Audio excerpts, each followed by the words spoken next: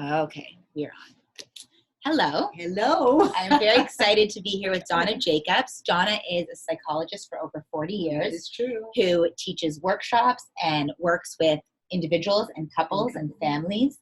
And not families, actually? Not families, not okay? families. Just individuals and couples. And that's a good thing because today we're talking all about couples. And Donna has just authored a book called Becoming Your Best Self, Healing Through Self-Integration. So please be sure to check it out, and I will put the links in the show notes as well.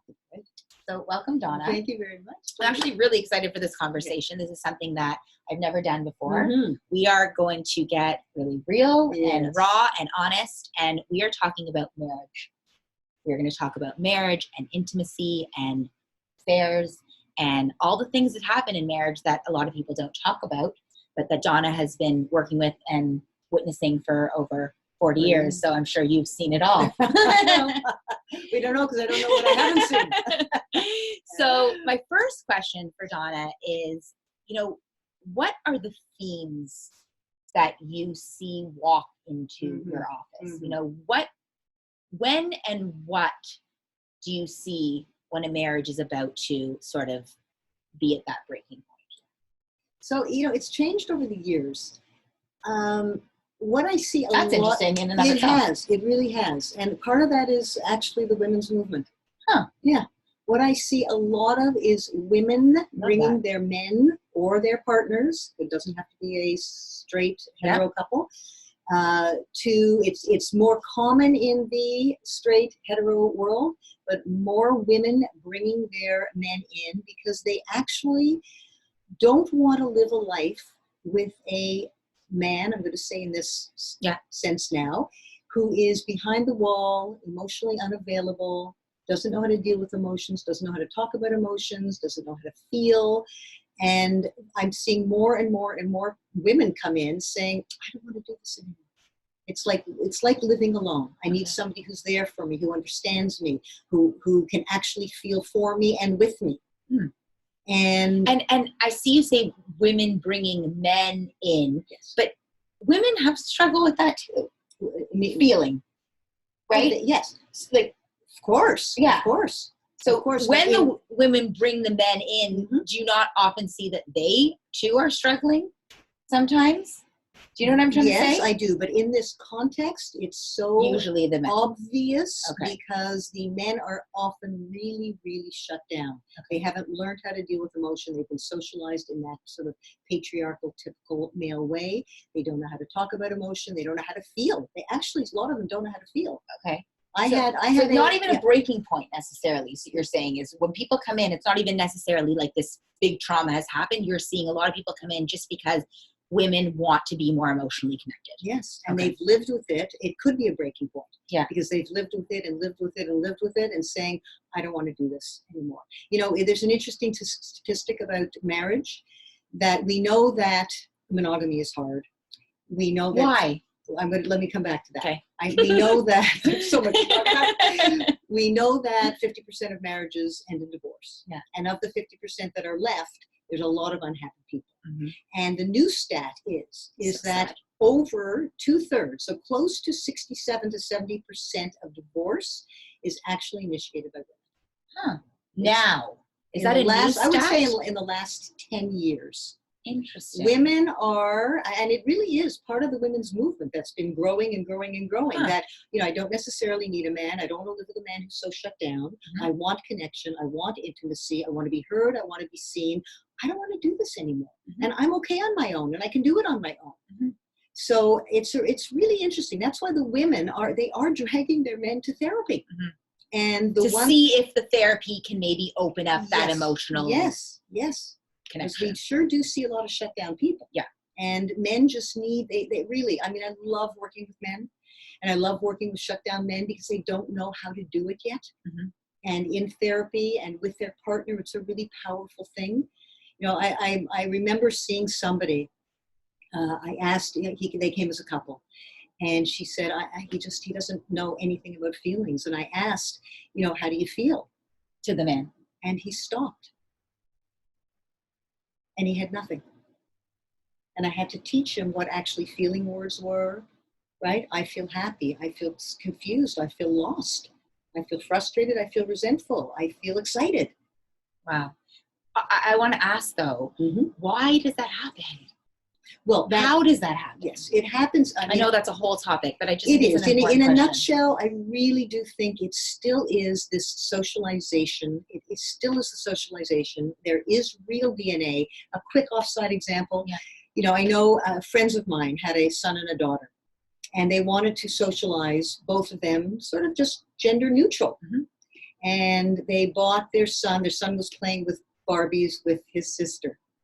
And she walks into the room and she sees her son with the Barbie, with her legs like 90 degrees going, using it as a gun, right? So there is something, we can't deny some of the DNA.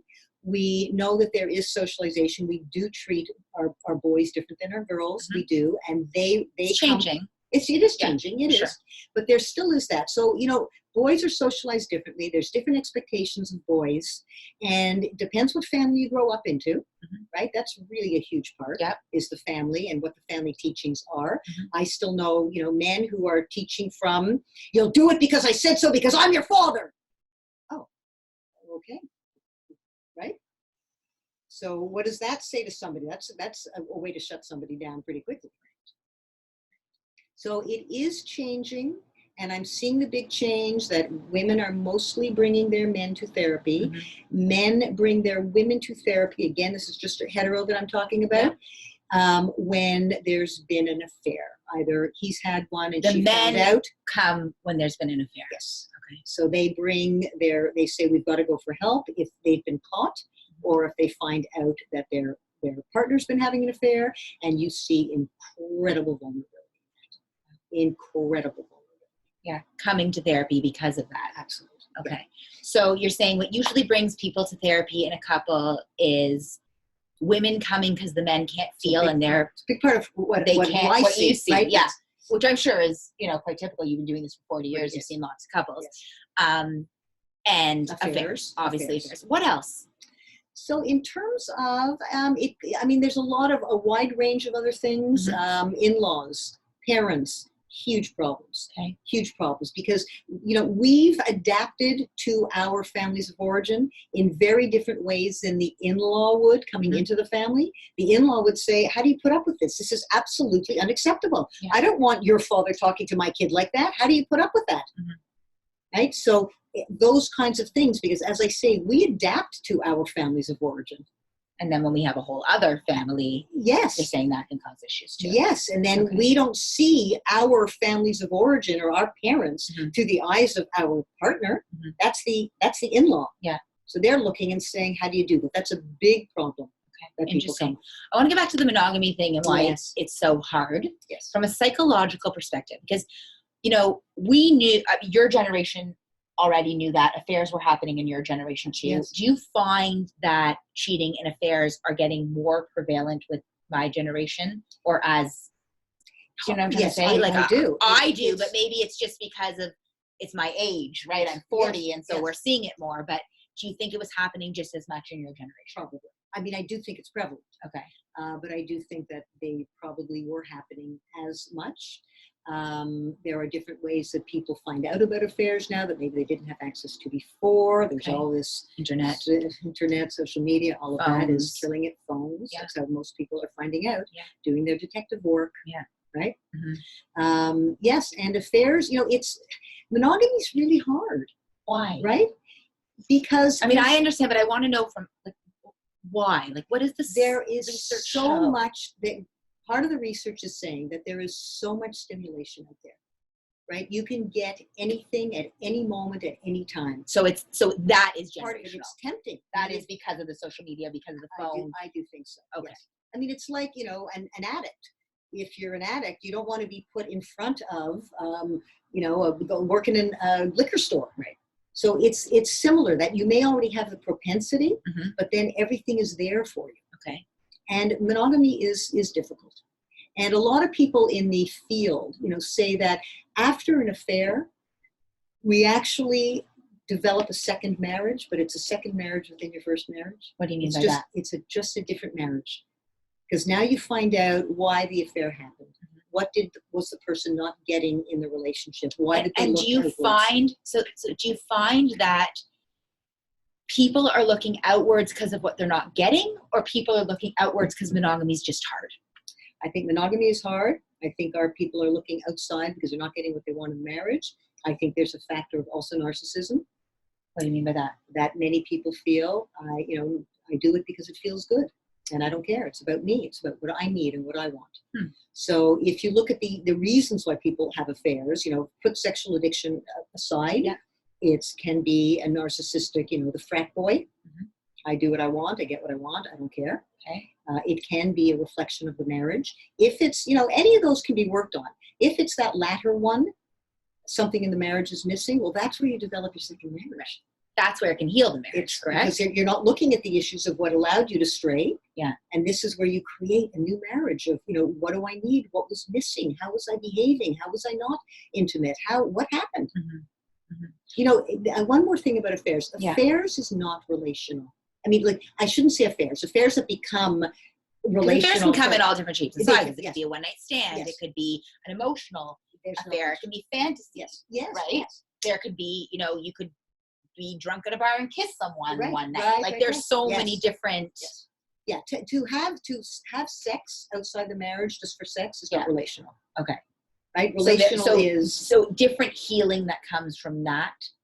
From what do you? So I'm saying, when someone shows up in your office and they've had a one-night stand versus someone who shows up in your office and they've been in a full-on emotional affair with another woman or man, I assume that the healing that comes from that is very different. Very different. Right? Probably the spouse can deal better with the just one-night physical than with the emotional. Yes. Okay. Yeah, because the emotional is hard. But, even with the physical, Jodi, what happens. People want to know, where were you and how often did you do it? And did you do it in my house? And was it in my bed? And when I was there and in the hospital, were you with her?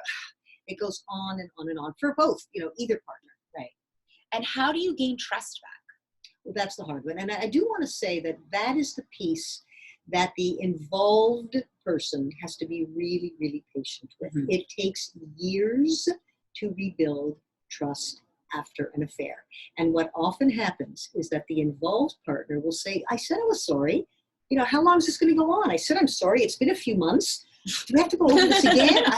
Right? And remember that the hurt partner is just starting to move out of the gate. Their day one might be their day 4,213.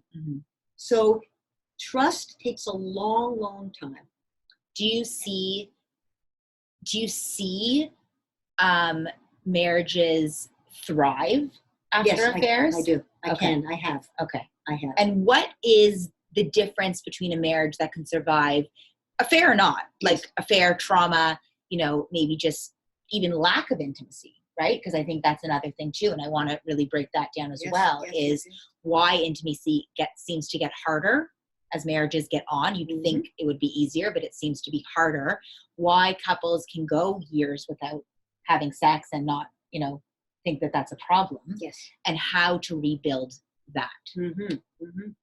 Yeah. Well, the other thing is you can't compete with the sexual excitement of a new partner. No relationship can compete with that, ever. If you're really relational, it turns into something else. It turns into a loving, intimate. You're saying in a marriage. In a long-term relationship. Once you're through the sort of newness of it, you're now in a marriage, you're committed. Yes. That relational piece changes. It changes. Okay. I talk about the example of the newness of a relationship. Let me just walk you through this for a second. So I say my example is I've met somebody new. Oh my God, Jodi, oh my God, look, my heart flutters. I think about him and it's unbelievable. I can't wait to see him. I just want to tear his clothes off, right? We all know that. And we all know that, right? And people stretch their boundaries at the beginning of a relationship. So my example is he loves fishing. I hate fishing, but you know what? Being with him, and we're in the boat in the middle of the lake, and we have a picnic with a bottle of wine, and he has his arms around me, and he's showing me how to hold the fishing rod, and he's nuzzling my neck. Oh my God, I love it, right? I could sit there hours and we're making out in the boat and it's fabulous, right? Mhm. Fast forward, I'm like, fast forward the tape, okay? 6 months, right? 6 months. I was going to say 10 years. Okay, 6 months, and what? I have other stuff to do. I don't want to go sit in a boat. I can't stand fishing. I hate the smell of fish. Do you want fish wiggling and like gasping for breath? I can't stand it. Mm. So we push our boundaries and our comfort levels to get all of this kind of stuff that we really want, which is very short-lived in a relationship. Always, So yes. you can't compete with that. Okay. But it turns into something else, much deeper, much more comfortable, much more, much more intimate, actually. Mm-hmm. So then why do we lose then the physical, not we, like all of us, but why do a lot of marriages lose the physical intimacy? And that, I assume, creates problems, yes, right? When we let that go, even when we've had young kids, right? I mean, I get it. I have a 3-year-old and a 6-year-old, mm-hmm. and I work full time, and I have a lot going on, and I'm exhausted at the end of the day, right? And I can see how easy it would be to let that go, but it obviously creates problems. So I want to hear from you preventatively, mm-hmm. right? Because I hope that the couples that are watching this, want to take some insight what they could do preventatively mm-hmm. to not end up, in a marriage with an affair, or where the one's emotionally vacant or whatever. Yeah. What can we do to ensure that we stay connected in that way? And why does it become harder? Yes. Okay, so I think that firstly, couples have to continue talking about sex. Okay. They have to keep talking about what they like, what's exciting, what doesn't work for them anymore. I think that, a lot of couples... Not just when they're having sex? No, not when they're having sex. I think that you have to... If you're seeing that sex is starting to dwindle, yeah, there's reasons for that. Okay. What would some of them be? Well, the early years that everybody will talk about is I'm exhausted, I'm working, I have young kids, I'm up all night. It's not an activity that does for me what it used to do. Okay. Right? So stress, busyness, it's difficult. Okay. People get sick, people are tired, people are hungover. I mean, whatever it might be, it gets really tough. Okay. So you have to keep the conversation going. Now, I'm going to say something that a lot of people are going to roll their eyes at. Mm-hmm. I'm going to go out on a limb here, okay? Yeah, go for it. Sex, yes, is intimate. It contains something. It's also, at some points in a long relationship, one person might like sex more than the other. Like one person may want sex more than the other. Do you find that when you work with couples, there's always one? Very seldom do I see a mutual. Very seldom. I do, but very seldom. So usually there's one that wants it and one that's kind of more hypo, one's more hyper. Okay. There's no question. Yes. So we have to keep the conversation going. There are lots of things that we do as a couple. Like, think about this, that we do for our partner that we don't really like. Mm-hmm. Like the fishing. Like the fishing, right? Or, go schlepping somebody to a theater, or going to a shooting range. I don't know. I'm just making stuff up here. We're going to see a movie that you don't want to see, but maybe you would do it for your partner. Yeah. It's an activity that you do together. I ask all my couples, okay, did you go to the movie last night? That movie you didn't want to go to with your partner? I did. How was it? Well, it lasted 2 hours. And, I did it. I didn't like it. I didn't want to go, but I did it. Mm-hmm. And I always say to my people, how long does sex take? Depends. Usually people say 10 to 12 minutes. Okay. Right? Yeah. So we're looking at something that we want to do together, right? To please our partner. Yeah. So when you think about the other things that you would do, go to a movie you don't want to go to, which is like a 2.5-hour ordeal. Mm-hmm.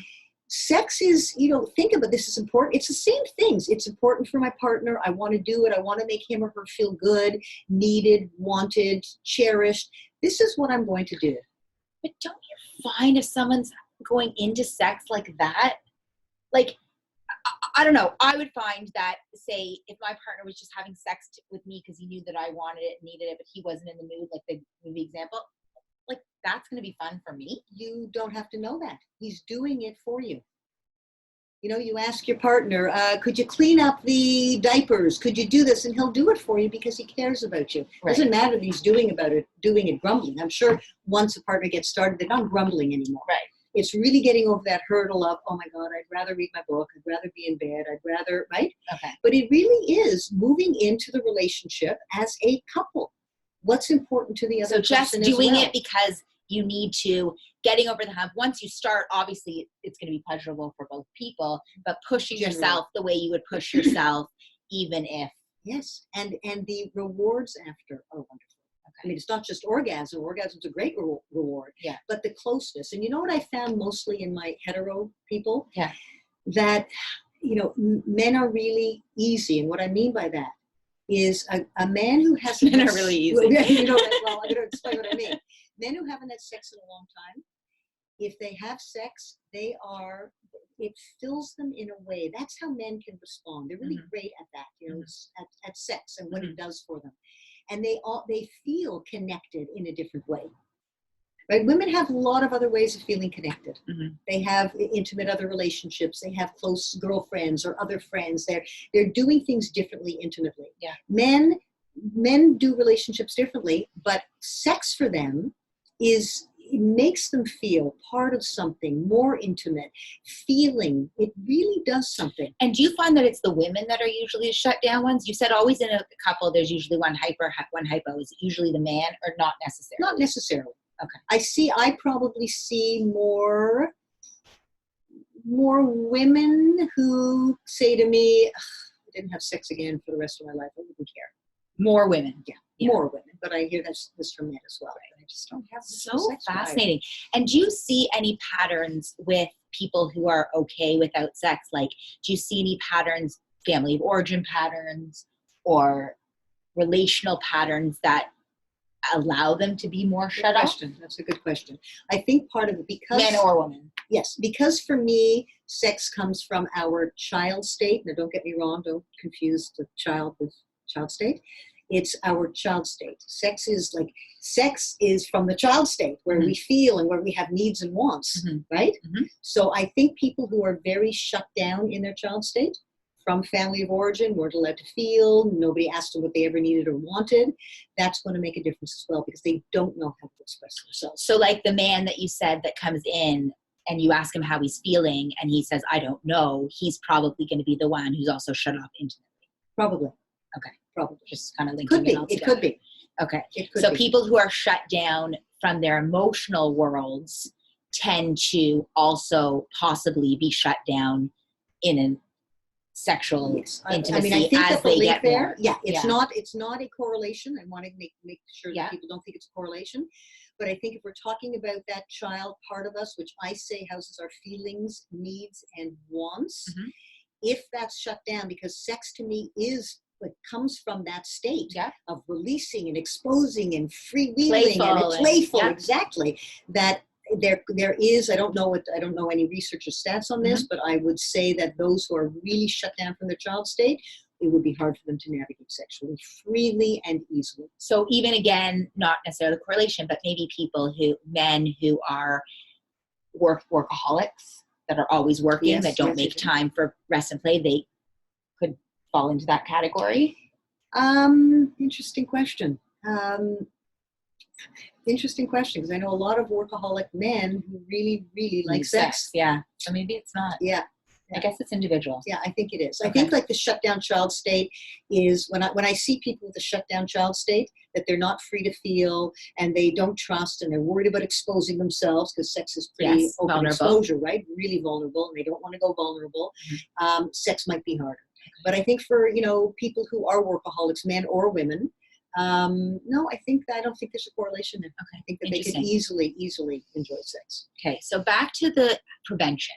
So talking about sex. Yes. That's what we trailed off. That's where so to keep keep sex happening and to keep the intimacy, there in a marriage, which is obviously important so that we don't stray, we don't have affairs, and we don't have issues later in life. Talking about sex is important. What else? Talking about sex, what you like, what you don't like. I think also keeping the relationship and the intimacy close, because if you're feeling distant from your partner or you're fighting with your partner, nobody wants to have sex, right?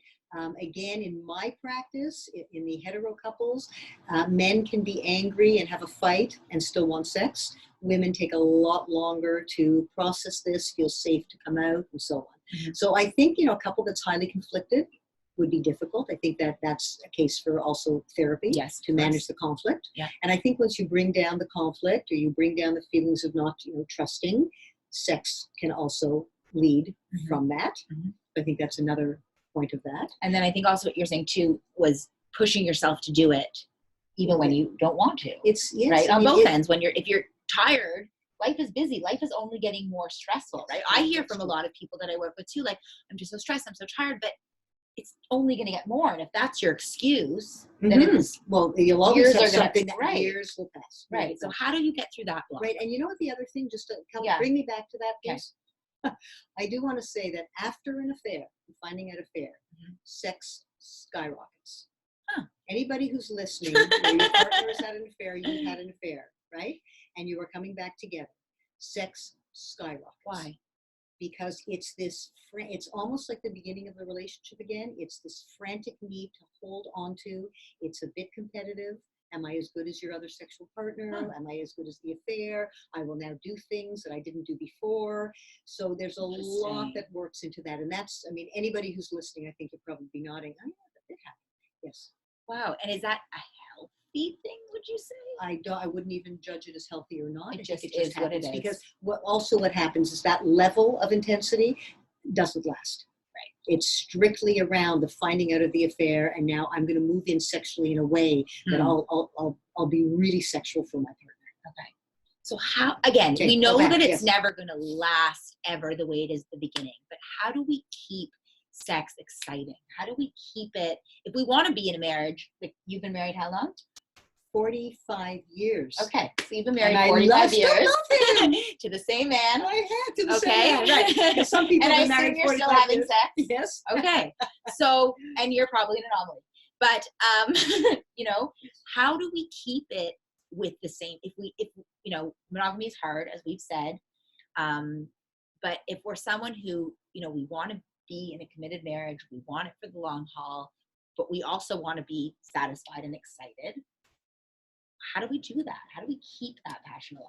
I think it's also another thing is to really release the inner child. You said the word, the V word, and that's not vagina. What? What's the word I say? Vulnerability. Oh, vulnerability. Okay. Talking about sex, so I know. Like, what the am I V gonna say? word. I think that if we work on our inner children who want to be playful and want to push the envelope a bit, I think that's important in couples who are losing their sex drive or their sexual attraction. Okay. I think the closer a couple is and feels safe and protected, sex can be good again. I do think talking about it is good, but mostly it's really relational. Sex is relational. And how do I want to be relational with my partner? I think that, there's probably a correlation there that for couples who have stopped being relational with each other, sex is probably diminished. Relational meaning emotionally connecting Emotionally as well. connected, Okay. Conversations, seeking Making the time partner for each out, other. making time. Yeah. All of that. That's all relational. Okay. So it's not just about the sex. Likely the sex didn't just end. Likely something else has happened along the way. Yes, even if it's just a distancing. Right. You take your partner for granted. They do that. I'm not that sexually attracted to them anymore. It's been 20, 30, 40 years, right? They're getting older. They've gained weight. Right, exactly. All those things. But really what sex is the being together and pleasing each other in a way that is very exposed. And you need certain ingredients for that. Okay. Right? Yeah. Which is safety and trust and intimacy and all of that. Connectedness and companionship, all of that. Right. So if we're not feeling that in the marriage as a whole, yes, which I think a lot of people struggle with, mm-hmm. yes? Mm-hmm. I think a lot of people struggle with emotional intimacy even more than physical intimacy. Would you not agree? Yes. In marriages? Because sex can be easier. Yeah. I mean, right? Sex, you know what to do, right? Emotional intimacy and drawing from that is really difficult. Right. Okay. And that's what we want to teach people. Yeah. So when people come to me for therapy, and it's usually one that initiates and says, "I'm calling a therapist. We need therapy." Yeah. Right. What we want to do is that's what we want to work on. Now, some therapists. It's interesting because I've done a few webinars on sex and love and infidelity and all of those. And we used to say that if somebody would feel safe and connected to their partner emotionally and psychologically, then sex will just unfold. Doesn't necessarily happen. Yeah. You actually have to kind of work on sex. Because Another people thing. say, I don't, To another work on thing, it. exactly. People say to me all the time, look, I'm not feeling connected to my partner. Why would I want to have sex with them? I'm not feeling connected. I'm not feeling understood. I'm not feeling safe. Like, why would I want to? So we as therapists work on that. And then we say, still not having sex. So it doesn't flow. We used to really in the field believe that if you did all these things and put them back together in that kind of emotional, psychological intimacy, that sex would just be a natural byproduct. It's not. It doesn't. So So you're we saying still it have to really is work on something that sex. has to be talked It about. does. It has to be, you have to push yourself to do it, even if you don't want to necessarily, or for your partner, so that you can sort of break that dry spell, so to speak. Exactly. And then really make it a priority the way you would make, a date night a priority, or a conversation a priority. Yes. Okay. I think this is really important stuff, because I don't think a lot of people look at sex in that way at all. I think people think it should be natural. And when it's not natural in their marriage, something's wrong with them. Right. Or something's wrong with the marriage. Right. And and this is why I love these videos so much, is because I love illuminating the normalcy that so many people and couples are living in shame about. So I can't tell you how many, sometimes people are sitting on they're like, I have sex in 5 years, and what they say was so much shame, whereas there's nothing to be ashamed of. This stuff is normal. It's not to say that you throw your hands up and you say, okay, but a lot of couples go through this. A lot of people go through this. And these are conversations that we need to have, so people know that it's normal, but also know that it can be changed and fixed and worked on. It can. And it's really important when you're in therapy. How many couples really sit together and say, okay, what do you like? What do you don't like? Do you like when I touch you like this? Do you like to masturbate while I'm inside of you? Do you like anal sex? Do you want to watch porn? I mean, the couples don't generally talk about these things, but therapists are there to kind of talk about this, because this is what we talk about. Right. And it's not shameful, and it's not embarrassing, and therapists are pretty comfortable with it, so that people can start to, wow, okay, what do I like? What do I like? Yeah. Right? And how do I feel about porn as a, as a stimulant to us as a couple? What do you suggest around porn? Like, do you think that's a good vehicle? Yes, I think if two people agree, porn's great. Okay. The thing that, you don't want it to be demeaning porn. You don't want it to be, something that is a power struggle. But there is some porn that's takes two people into consideration, right? And if two people agree, I kind of see if two people agree on whatever they want to do, then they agree. And that even includes, that can even be open marriages, threesomes, sure, bringing stuff, like if people are into that to spice it up, then that's and that's not I like that, because I like that you brought that up, because I don't want I find that's happening a lot lately too. I'm seeing swinging and people wanting to swap partners and to keep things exciting. I guess I'm seeing that more and more in my generation. Yes, I don't know if it was prevalent as much then, but what do you like? Do you think that? Yes, I think that if people agree on this, it can be. We always run the risk when we introduce other sexual partners that something else becomes more exciting. That's the only thing. But I think if there's a starting point, if people agree, then they agree. Okay. Interesting. Very interesting. And if one says, "Look, I'm not into that at all. I'm not comfortable with that at all," that has to be respected as well. Okay. And then you talk about what people can do together that they feel is mutually satisfying, mutually comfortable. Very interesting. One last question. Yes. Two last questions. Okay. My question is, I'm sure there's a lot of marriages or couples that have come in that you've been helpful in, that you've allowed them to succeed, whether it's been an affair, just an emotional disconnection, or trauma. And there's been a lot of marriages probably that don't succeed. Oof. Okay. And I'm curious, over the 40 years that you've been sitting with people, what do you see? Is it a characteristic or a personality trait? Is it the love? I'm going to answer that. What is it that allows marriages to sink, and what allows them to you know what, to me, is and I wonder what other therapists would say about this. And I've talked to therapists about this. People, the ones that don't make it, come to therapy too. And I can feel that as they walk. Too late. Too much damage, Okay. too much non-communication, too much. You can tell as soon as a couple walks in that somebody is sitting with, you can't see me now, but my foot is at the door. I'm here, but I'm done. See what you can do with her. Like do what you want with her. I'm done. And you can sense that. I'm sure therapists who have been in practice decades can sense that immediately. Interesting. That I always say this to my colleagues. What do you think? I think that they come too late. And the ones that say, look, this is happening, we're not happy, but we really love each other and we want to stay together, those couples usually do really, really, really well. Regardless of what's happening. Yes, I really do. So maybe coming not, too late. So then I lied when I said I had 2 more questions. I have one more because of this. Do you think that couples should preventatively be in therapy? Well, we're talking to a psychologist. I'm curious what you say about that. I think that you can learn a lot about being in therapy. Okay.